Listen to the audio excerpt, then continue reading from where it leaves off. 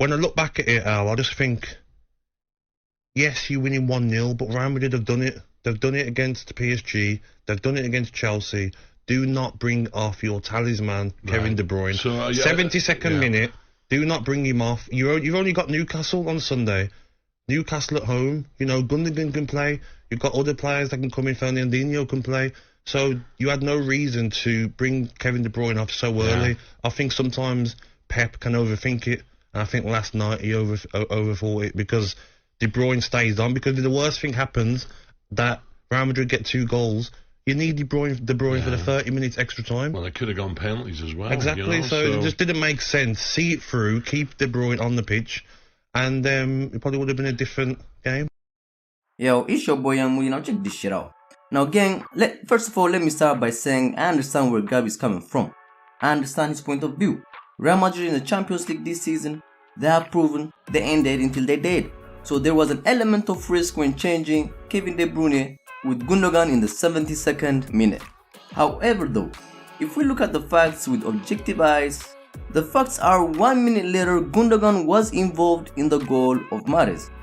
And on top of this shit, KDB kinda looked jaded, you know what I'm saying? He looked tired as fuck. And I don't know if De Bruyne is struggling with fitness at the moment or anything like that, or if he's just tired, because this is not the first time.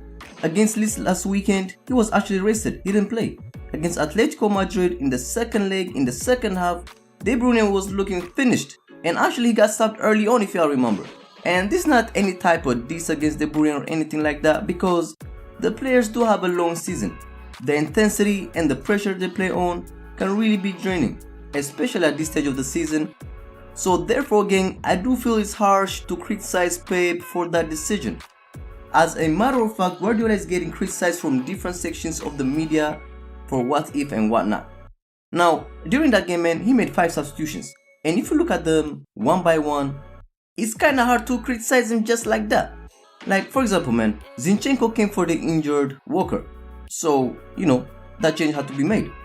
Gundogan came for KDB in the 72nd minute, before City actually went 1-0 up. And then at 1-0, Grealish came for Gabriel. Now, motherfuckers on social media, Twitter, Instagram, they're saying Guardiola thought he was like 2-0 against Burnley to remove Gabriel, Mahrez and KDB. But now we're talking about a 100 million player in Grealish. And Grealish could have easily scored 1 goal. And it's not unfair to say he was unlucky. And for the lack of press from Grealish on Carvajal for the cross, for the second goal of Rodrigo that Wenger was criticizing, that's a different matter. But if y'all want to check it out, I've posted that shit as well, y'all can see it there. Anyways, the 4th change is Fernandinho for Mahrez, 5 minutes from time to add some more support in midfield. Don Carlo changed all of his 3 midfielders, Kroos, Modric and Casemiro, in the 75th minute, and Pep put on Fernandinho to close the shop, to add some more fresh legs in midfield. Remember, it was 5 minutes from time. Now can you blame Pep Guardiola for doing that?